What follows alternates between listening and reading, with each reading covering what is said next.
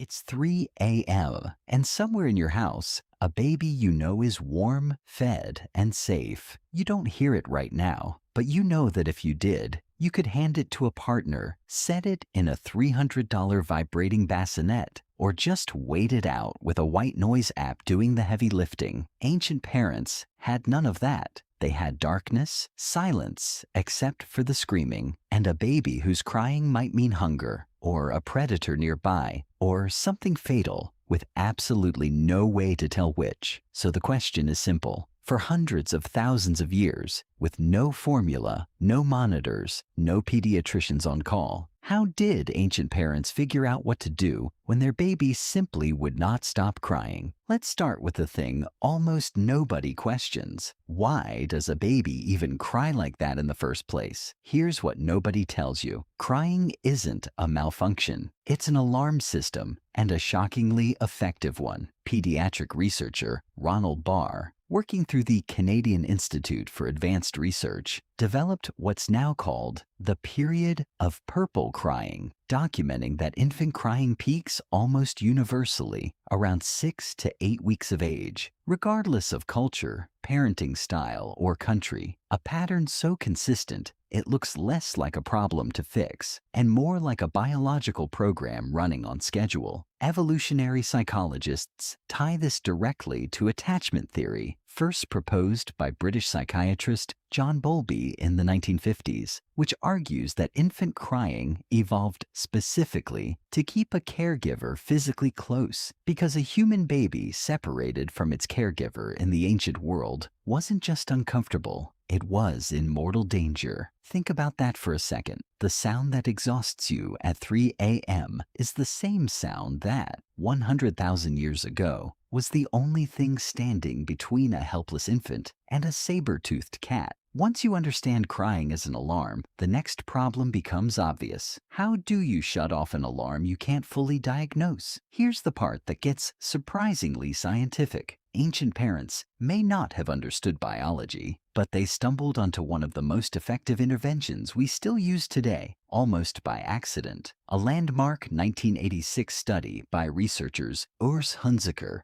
and Ronald Barr, published in the journal Pediatrics, found that infants who were carried for at least 3 additional hours a day cried 43% less than infants who weren't, regardless of hunger or discomfort. Ancient parents didn't need a published study to notice this. Anthropologist Melvin Connor, studying the Ju-Hwansi people of Botswana in the 1970s, documented infants carried upright in slings against a caregiver's body for as much as 90% of daylight hours in near constant skin contact. That's not gentle parenting advice. That's a survival strategy discovered independently, over and over, long before anyone had a word for attachment. Constant contact wasn't indulgent. It was the original off switch, but no single parent, however devoted, can carry a screaming infant for 16 hours a day without collapsing. And this is where the story gets genuinely surprising, because the solution wasn't one exhausted mother. It was many hands.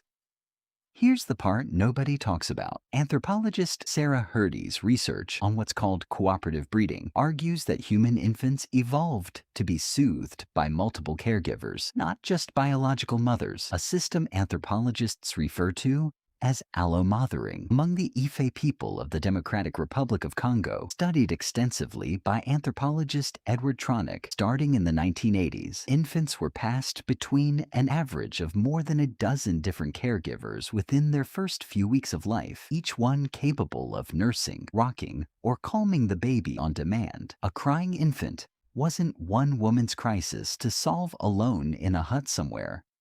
It was distributed across an entire group, which meant no single person had to run on zero sleep for months in total isolation. Something worth remembering the next time you're the only adult awake in a quiet house.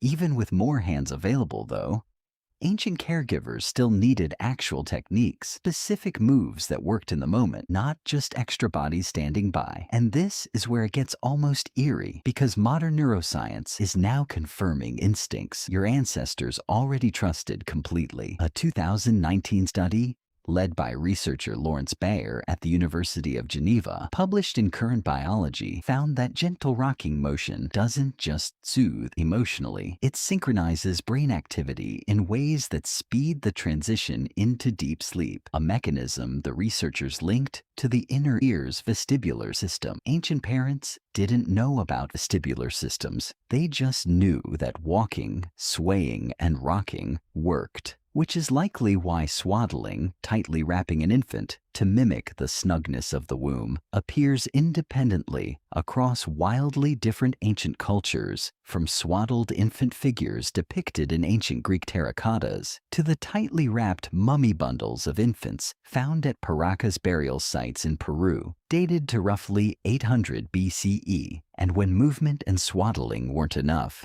there was sound. The oldest known lullaby in human history survives on a Babylonian clay tablet dated to around 2000 BCE, unearthed in modern-day Iraq and now studied by musicologists trying to reconstruct its melody, proof that parents were composing music specifically to calm babies to sleep nearly 4,000 years ago. Here's what doesn't make sense until you think about it. The science we're only now confirming your ancestors were already singing. But here's the part that deserves honesty, because not every technique worked, and not every night ended peacefully. Colic, the modern term for prolonged, unexplained crying in an otherwise healthy infant, offered no clean solution then, and frankly, offers no perfect one now. In many ancient and pre-modern societies, unexplained crying was sometimes interpreted through the lens of illness or spiritual imbalance rather than biology, simply because no other explanation was available. Historical medical texts across multiple ancient cultures, from Mesopotamia to medieval Europe, describe remedies ranging from herbal preparations to protective charms meant to ward off whatever was believed to be distressing the child. This wasn't superstition for its own sake. It was ancient pattern recognition doing its best with zero access to modern medicine, reaching for anything that might work when exhaustion made every night feel like an emergency. And exhaustion itself was dangerous. Sleep deprivation in new parents, then as now, contributed to real physical and mental strain, which is precisely why the presence of alamothers, those extra hands from grandmothers, aunts, and neighbors, wasn't a nice cultural bonus. It was, in many cases, the difference between a caregiver who could keep functioning and one who couldn't. Zoom out far enough, and this stops being a story about crying at all. It becomes a story about how thoroughly human survival has always depended on other humans. A crying baby, biologically speaking, is a fragile creature broadcasting a signal it cannot control, born helpless earlier in development than almost any other primate because of the size constraints of the human pelvis, a trade-off scientists call neoteny, essentially meaning humans are born unusually underdeveloped compared to other species. That helplessness demanded an answer bigger than any one parent could give alone. Every sling, every rocking motion, every lullaby hummed on a Mesopotamian night sky under stars nobody had mapped yet was a small technology built by trial and error to solve the same unfeeling problem you might be facing tonight. Here's the humbling part. None of it was random. It was thousands of years of parents quietly running the same experiment, generation after generation, and passing down whatever actually worked. So here's what it actually came down to. Ancient parents faced a crying infant armed with almost nothing you'd recognize as modern parenting equipment. No clear medical explanation for the crying, no way to survive the exhaustion alone, no guaranteed method to calm a distressed baby, and real danger in getting any of it wrong. And piece by piece, across completely disconnected cultures that never spoke to each other, they answered every part of it. They answered the mystery of crying by treating it as exactly what it was.